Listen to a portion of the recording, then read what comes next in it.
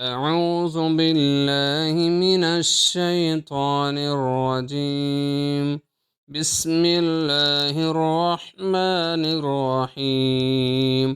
ناظرین، ہم آج آپ کو ایسی دعائیں بتائیں گے جو بہت ہی فضیلت والی ہیں، جن کو پڑھنے سے اللہ تعالیٰ آپ کے گناہوں کو معاف فرمائے گا، جن کے پڑھنے سے اللہ تعالیٰ آپ کی بڑی سی بڑی مشکل میں مدد فرمائے گا، خصوصی مدد فرمائے گا۔ تو آئیں آپ کو یہ کلمات بتا۔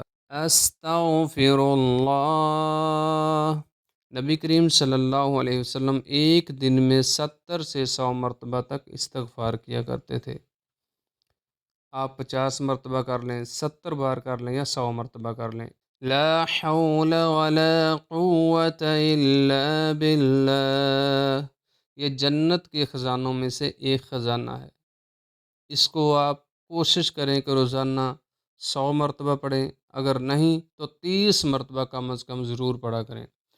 حسبنا اللہ ونعم الوکیل۔ یہ حضرت ابراہیم علیہ السلام نے پڑھا تھا جب ان کو آگ میں پھینکا جا رہا تھا، تو اللہ تعالیٰ کے حکم سے آگ گلو گلزار بن گئی تھی۔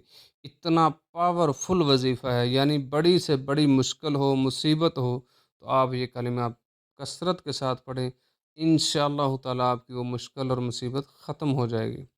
یا حی یا قیوم برحمتک استغیث۔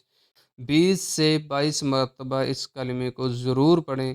رسول اللہ صلی اللہ علیہ وسلم کو جب بھی کوئی مشکل معاملہ پیش آتا تو آپ صلی اللہ علیہ وسلم اس دعا کو کثرت کے ساتھ پڑھا کرتے۔